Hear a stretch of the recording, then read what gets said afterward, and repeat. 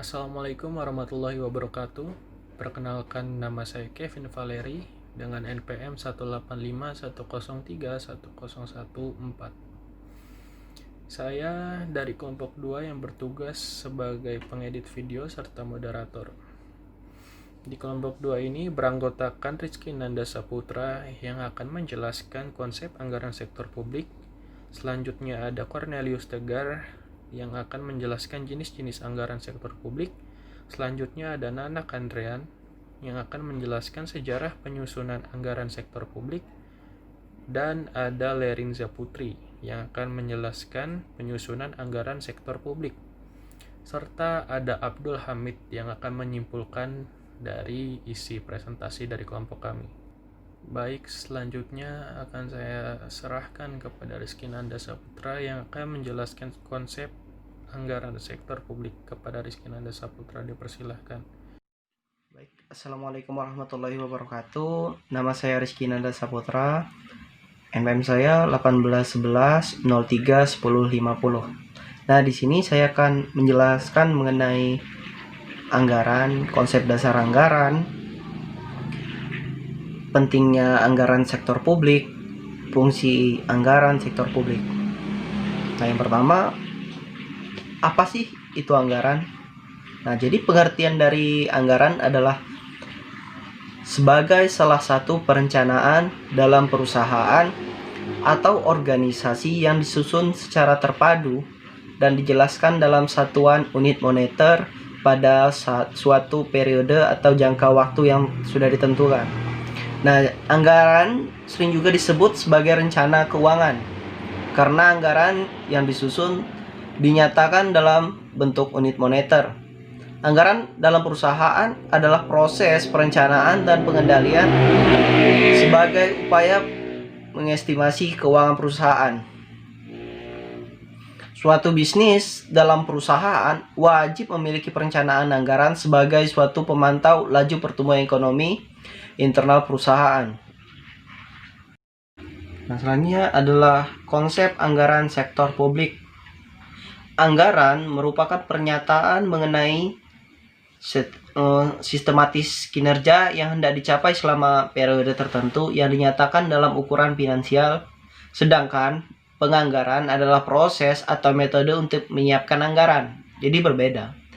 Penganggaran dalam organisasi sektor publik merupakan tahapan yang cukup rumit dan mengandung nuansa politik yang tinggi. Dalam organisasi sektor publik, penganggaran merupakan suatu proses politik. Hal tersebut berbeda dengan sektor swasta yang relatif lebih kecil nuansa politiknya. Nah, jadi pada sektor swasta, anggaran merupakan bagian dari rahasia perusahaan yang tertutup bagi publik. Namun pada sektor publik, anggaran merupakan hal yang harus diinformasikan kepada publik untuk dikritik dan didiskusikan dan diberi masukan. Anggaran pada sektor publik merupakan instrumen akuntabilitas dan pengelolaan dana publik, pelaksanaan program-program yang biaya dan keuangan diatur oleh publik. Merupakan instrumen akuntabilitas dan pengelolaan dana publik serta pelaksanaan program-program yang dibiayai dengan uang publik. Nah, jadi penganggaran pada sektor publik terkait dengan proses penentuan jumlah alokasi dana untuk tiap-tiap program dan aktivitas dalam satuan moneter. Pentingnya anggaran sektor publik. Jadi anggaran sektor publik ini penting karena anggaran merupakan alat bagi pemerintah untuk mengarahkan pembangunan baik itu sosial, ekonomi, dan menjamin kesinambungan dan meningkatkan kualitas hidup masyarakat. Ada juga anggaran diperlukan karena adanya kebutuhan dan keinginan masyarakat yang tak terbatas. Ada juga anggaran diperlukan untuk meyakinkan bahwa pemerintah telah bertanggung jawab terhadap rakyatnya. Jadi anggaran diperlukan untuk meyakinkan bahwa pemerintah telah bertanggung jawab. Dalam hal ini, anggaran publik merupakan instrumen pelaksanaan akuntabilitas publik oleh lembaga-lembaga publik yang ada. Ada beberapa fungsi dari anggaran itu sendiri. Yang pertama, anggaran sebagai alat perencanaan atau planning. Nah, anggaran merupakan alat perencanaan manajemen untuk mencapai tujuan organisasi. Anggaran sektor publik dibuat untuk merencanakan tindakan apa yang akan dilakukan oleh pemerintah, berapa biaya yang akan dibutuhkan, berapa hasil yang akan diperoleh dari belanja pemerintah tersebut. Itulah anggaran sebagai perencanaan. Nah, juga anggaran sebagai perencanaan ini digunakan untuk memutuskan tujuan serta sasaran kebijakan agar sesuai dengan visi dan misi. Ada juga tujuan lainnya, ada perencanaan sebagai program dan kegiatan untuk mencapai tujuan organisasi serta merencanakan alternatif sumber pembiayaan, pengalokasian dana pada berbagai program dan kegiatan yang telah disusun, dan menentukan indikator kinerja dan tingkat pencapaian strategi. Dan fungsi yang kedua adalah anggaran sebagai alat pengendalian. Sebagai alat pengendalian, anggaran memberikan rencana detail atas pendapatan dan pengeluaran pemerintah agar pembelanjaan yang dilakukan dapat dipertanggungjawabkan. Tanpa anggaran, pemerintah tidak dapat mengendalikan pemborosan pengeluaran. Anggaran sektor publik dapat digunakan untuk mengendalikan eksekutif. Pengendalian anggaran publik dapat dilakukan melalui beberapa cara. Yang pertama, membandingkan kinerja aktual dan kinerja yang dianggarkan, menghitung selisih dari anggaran itu, dan menentukan penyebab yang dapat dikendalikan dan tidak dapat dikendalikan. Yang ketiga, fungsi dari anggaran itu sendiri sebagai alat kebijakan fiskal. Nah, anggaran sebagai alat kebijakan fiskal pemerintah digunakan untuk menstabilitaskan ekonomi dan mendorong pertumbuhan ekonominya. Melalui anggaran publik tersebut dapat diketahui arah kebijakan fiskal pemerintah sehingga dapat kita lakukan prediksi-prediksi dan estimasi ekonominya. Yang keempat, ada fungsi dari anggaran tersebut adalah sebagai alat politik. Jadi anggaran digunakan untuk memutuskan prioritas-prioritas dan kebutuhan keuangan terhadap prioritas tersebut. Pada sektor publik, mungkin anggaran merupakan dokumen politik sebagai bentuk komitmen eksekutif dan kesepakatan bagi legislatif atas penggunaan dana publik untuk kepentingan tertentu. Nah, adapun fungsi dari anggaran ini yang kelima, anggaran sebagai alat komunikasi dan koordinasi. Setiap unit kinerja pemerintahan ini terlibat dalam proses penyusunan anggaran. Jadi inilah kenapa anggaran sebagai alat komunikasi dan koordinasi. Karena setiap unit pemerintah terlibat dalam penyusunan anggaran. Jadi fungsi yang keenam, anggaran sebagai alat penilai kinerja. Anggaran merupakan wujud komitmen dari eksekutif kepada legislatif. Kinerja eksekutif akan dinilai berdasarkan pencapaian target anggaran dan efisien pelaksanaan anggarannya. Jadi kinerja manajer publik ini dinilai berdasarkan berapa yang berhasil ia capai terkait dengan anggaran yang sudah ditetapkan atau direncanakan. Yang ketujuh, ada anggaran sebagai alat motivasi. Jadi anggaran dapat digunakan sebagai alat motivasi manajer dan stafnya agar dapat bekerja sama secara ekonomis, efektif, efisien dalam mencapai target dan tujuan organisasi yang telah ditetapkan. Target dari sebuah anggaran hendaknya jangan terlalu tinggi sehingga tidak dapat dipenuhi, dan juga jangan terlalu rendah karena itu terlalu mudah untuk dicapai. Yang terakhir, ada yang ke-8, fungsi anggaran sebagai alat untuk menciptakan ruang publik. Anggaran publik tidak boleh diabaikan oleh kabinet, birokrat, dan DPR, bahkan DPRD, masyarakat, lembaga swadaya masyarakat, perguruan tinggi, dan berbagai organisasi kemasyarakatan juga harus terlibat dalam proses penganggaran sektor publik ini. Baik, saya akan menjelaskan mengenai jenis anggaran tradisional, melanjutkan dari teman saya.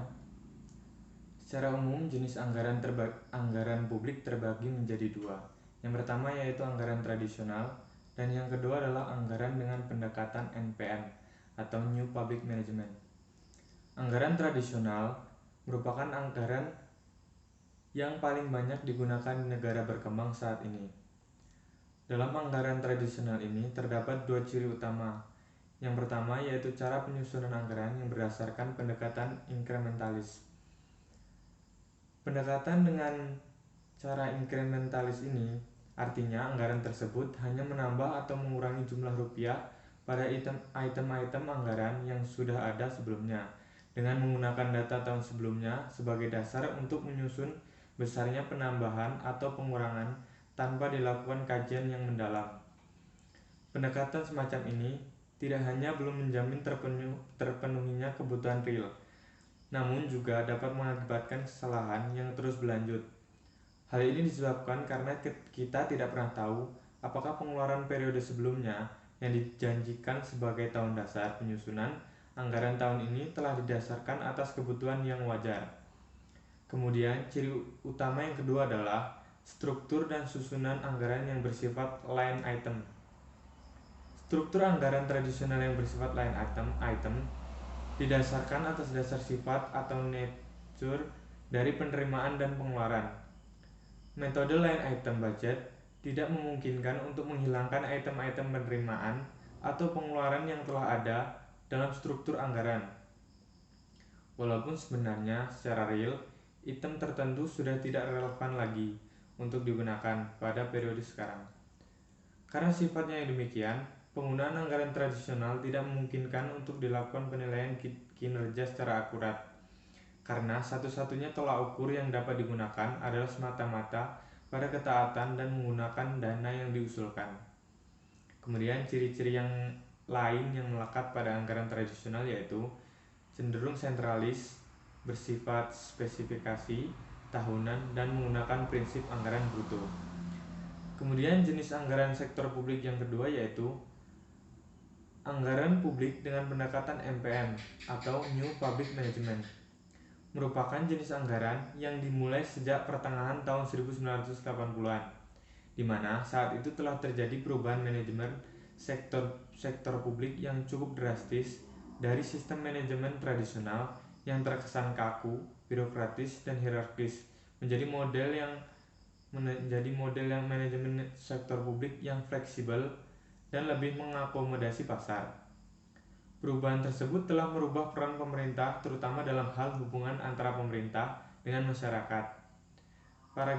Paradigma baru yang muncul dalam manajemen sektor publik tersebut adalah pendekatan New Public Management atau NPM.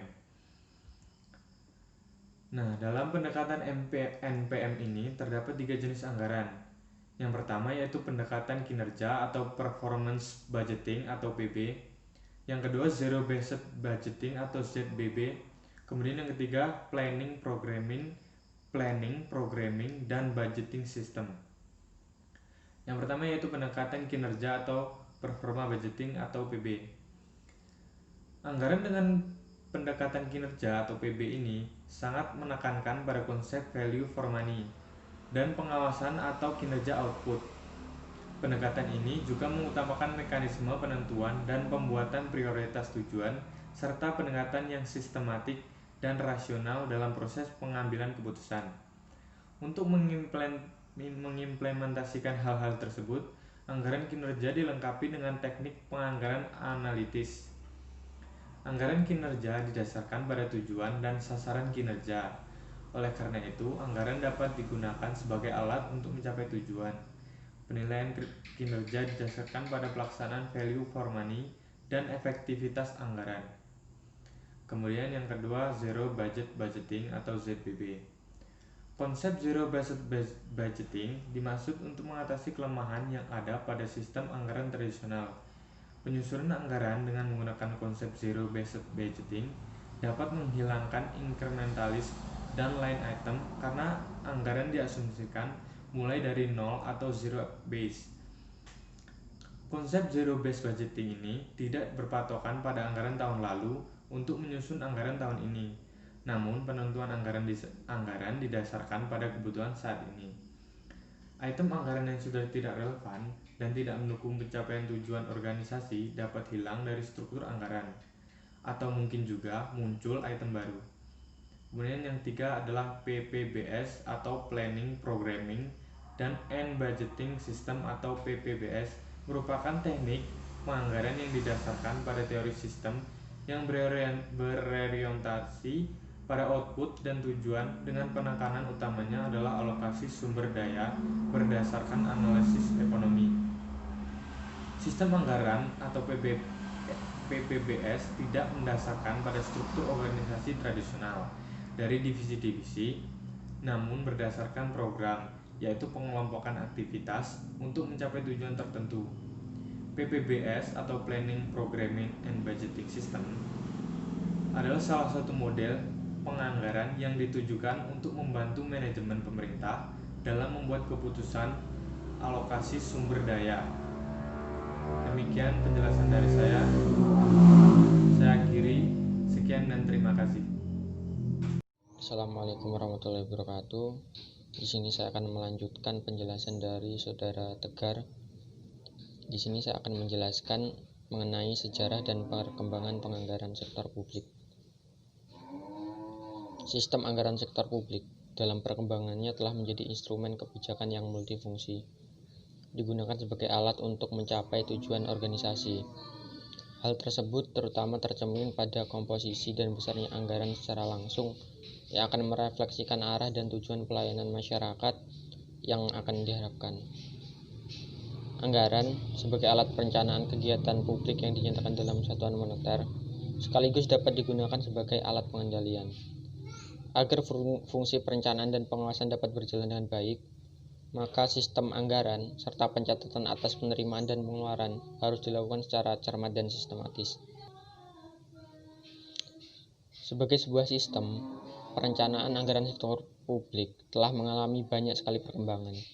Sistem perencanaan anggaran publik berkembang dan berubah sesuai dengan dinamika perkembangan manajemen sektor publik dan juga perkembangan tuntunan yang muncul di dalam masyarakat. Pada dasarnya, terdapat beberapa jenis pendekatan dalam perencanaan dan penyusunan anggaran sektor publik.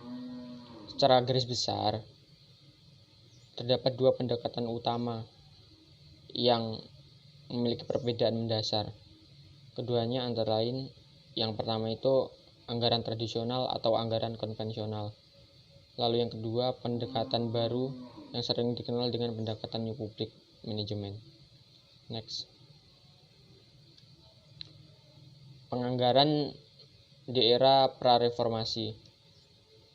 Pengelolaan keuangan daerah pada masa pra-reformasi masih didasarkan atas aturan-aturan yang terangkum dalam Undang-Undang Pembendaraan Indonesia, yakni undang-undang yang mengatur pengelolaan keuangan daerah yang berlaku pada masa ini adalah UU Nomor 5 Tahun 1974 tentang pokok-pokok pemerintahan di daerah. Aturan perundang-undangan yang berlaku pada periode ini adalah sebagai berikut. Yang pertama ada PP Nomor 5 Tahun 1975 tentang pengurusan, pertanggungjawaban dan pengawasan keuangan daerah. Lalu ada PP Nomor 6 Tahun 1975 tentang penyusunan APBD, pelaksanaan tata usaha keuangan daerah dan penyusunan perhitungan APBD, dan masih banyak lagi bisa dibaca sendiri. Lalu berdasarkan aturan tersebut yang saya sebutkan tadi, maka ciri-ciri pengelolaan keuangan di daerah pada periode ini adalah sebagai berikut. Yang pertama, pengertian pemerintah daerah adalah kepala daerah dan DPRD. Artinya tidak terdapat pemisah antara lembaga eksekutif dan legislatif karena anggaran sektor publiknya disusun oleh kedua lembaga tersebut. Lalu yang kedua ada perhitungan APBD berdiri sendiri terpisah dari pertanggungjawaban kepala daerah. Jadi kepala daerah kan tidak hanya mengurusi APBD karena jadi APBD itu berbeda dengan tanggung jawab kepala daerah, walaupun sesungguhnya APBD juga disusun oleh kepala daerah, tapi dalam penyusunan sektor publik ini kepala daerah berkolaborasi dengan DPRD untuk menyusunnya. Yang keempat, pinjaman, baik pinjaman pemerintah dan BUMD. Maksudnya adalah pinjaman ini,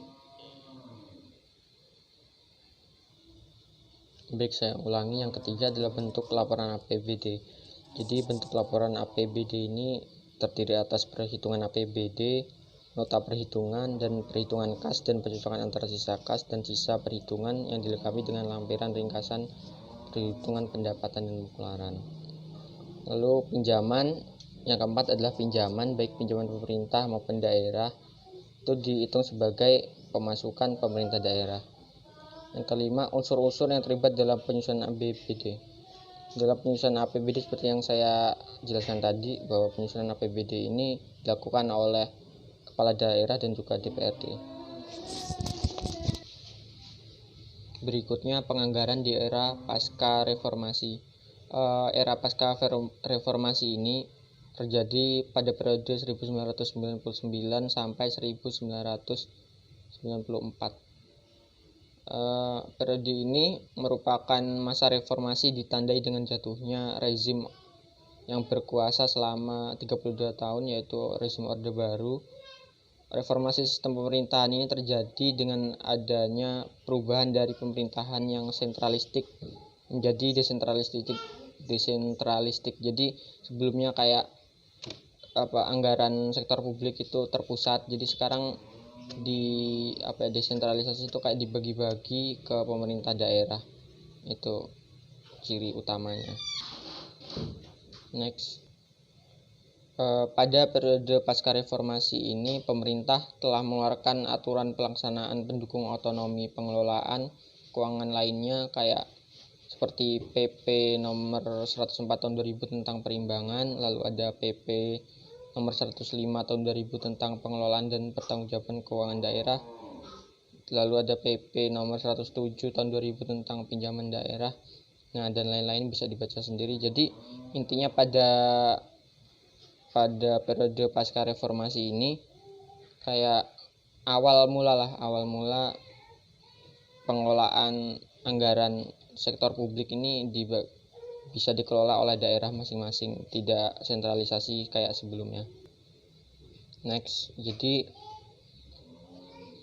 terdapat banyak sekali perbedaan dari periode pra-reformasi dan pasca reformasi.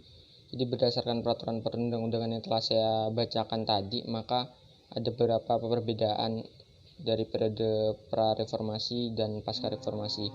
Yang pertama itu pemerintah daerah, kepala daerah beserta perangkat lainnya sebagai badan eksekutif, sedangkan DPRD itu sebagai lembaga legislatif. Itu pertama kalinya pada periode ini. Lalu ada bentuk laporan pertanggungjawaban akhir tahun anggaran. Jadi bentuk laporan pertanggungjawaban biasanya dari sebelum-sebelumnya itu triwulan dan lain-lain. Sekarang pada masa ini laporan pertanggungjawaban itu dibuat ketika akhir tahun. Lalu perbedaan yang ketiga adalah pinjaman APBD tidak lagi masuk pos pendapatan, jadi melainkan masuk ke pos penerimaan.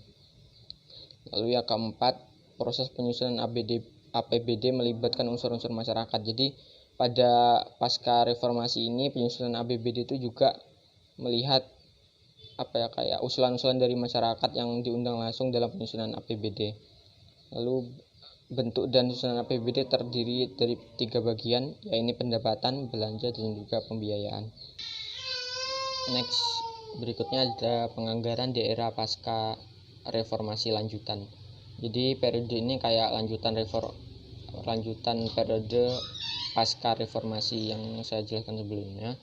Jadi di periode ini banyak sekali perubahan-perubahan atau amandemen undang-undang yang khususnya mendukung pengelolaan anggaran sektor publik di daerah, seperti diterbitkannya 3 paket undang-undang tentang keuangan negara, yaitu UU nomor 17 tahun 2003 tentang keuangan dan negara, Lalu ada UU nomor 1 tahun 2004 tentang pembendaraan negara dan UU nomor 15 tahun 2004 tentang pemeriksaan dan pengelolaan tanggung jawab negara. 3 paket undang-undang ini disesuaikan dari amandemen peraturan perundang-undangan sebelumnya seperti yang saya jelaskan tadi, yakni UU nomor 32 tahun 2004 sebagai pengganti UU nomor 22 tahun 1999. Lalu ada UU nomor 33 tahun 2004 sebagai pengganti UU nomor 25 tahun 1999, dan juga ada UU nomor 17 tahun 2003 tentang standar akuntansi pemerintahan. Nah, perbedaan paling mencolok di periode ini adalah bagaimana mulai adanya standar akuntansi di pemerintahan daerah. Jadi kayak dalam penyusunan laporan pertanggungjawabannya ini benar-benar harus ada standar akuntansinya di dalam periode ini. Lalu yang terakhir ada agenda di masa yang akan datang.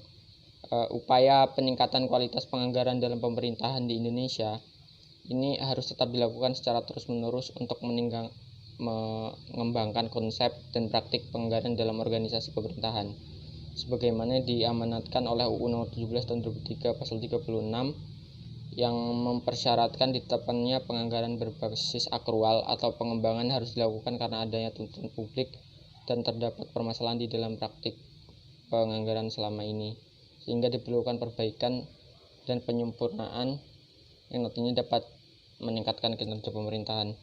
Jadi kalau perkembangan anggaran di sektor publik ini dalam perkembangannya harus terus dilakukan, karena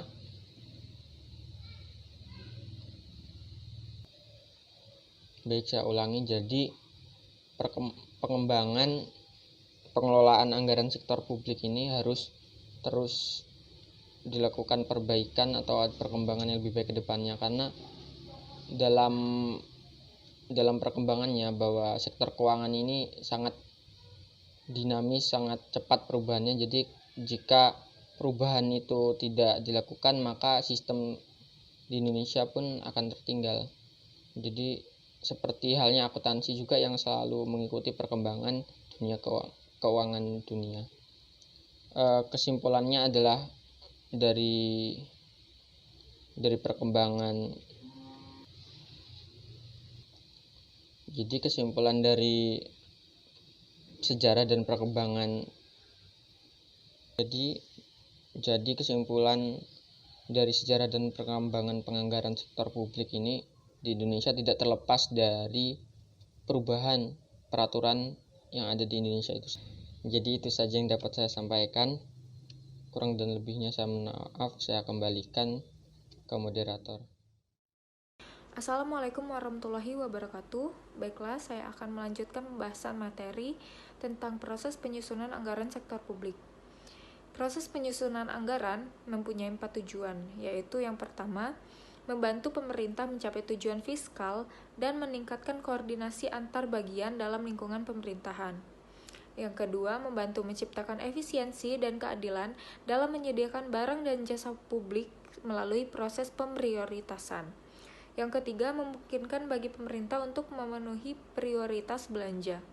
Dan yang terakhir adalah meningkatkan transparansi dan pertanggungjawaban pemerintah kepada DPR, DPRD, dan masyarakat luas.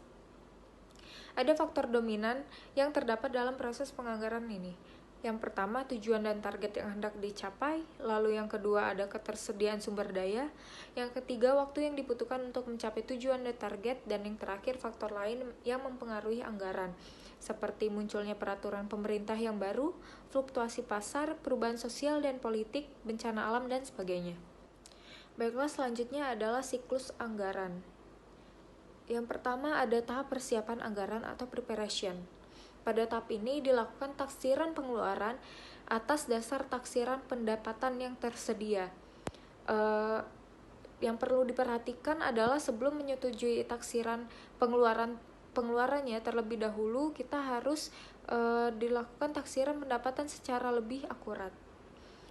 Lalu yang selanjutnya ada tahap ratifikasi anggaran atau merupakan tahap pengesahan anggaran. Tahap ini melibatkan proses politik yang cukup rumit dan cukup berat. Pimpinan eksekutif dituntut untuk memiliki managerial skill dan political skill.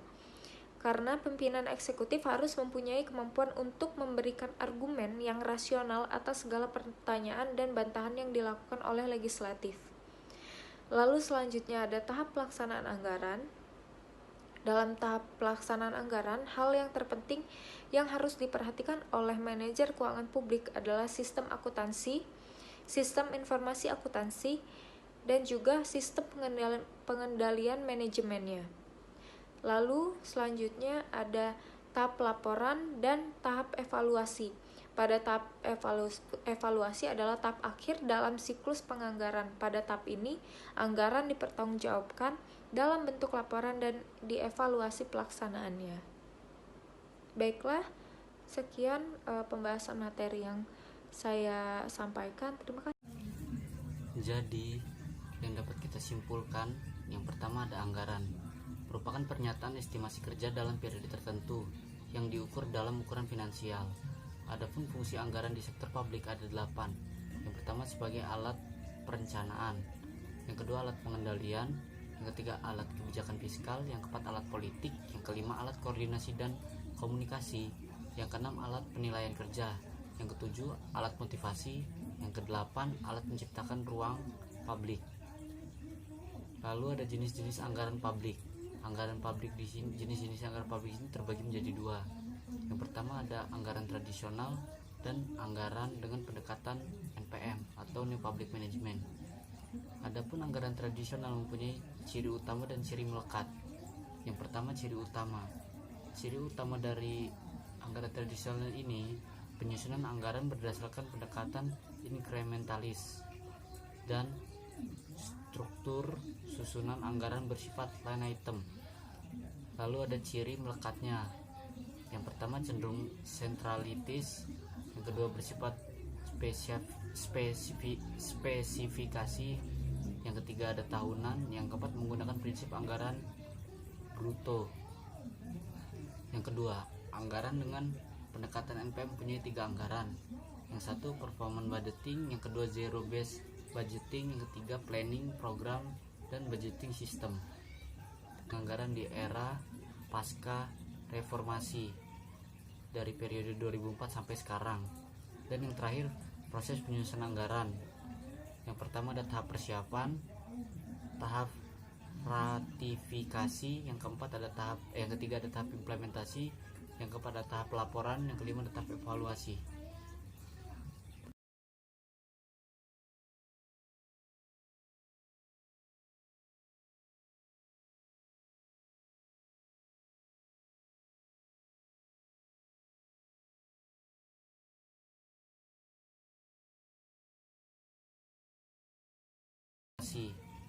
Dari periode 2004 sampai sekarang. Dan yang terakhir proses penyusunan anggaran.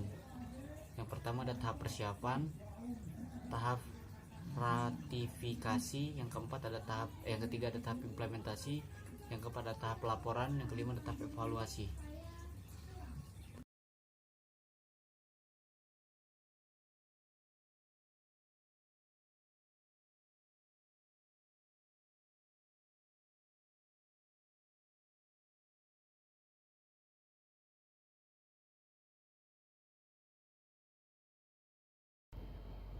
Baik, itulah presentasi dari kelompok kami, kelompok 2. Diharapkan apa yang kami presentasikan bisa didapatkan ilmunya dan dimanfaatkan untuk kebaikan. Apabila terjadi kesalahan dan kekurangan dari kelompok kami memohon maaf sebesar-besarnya. Terima kasih atas perhatiannya. Wassalamualaikum warahmatullahi wabarakatuh.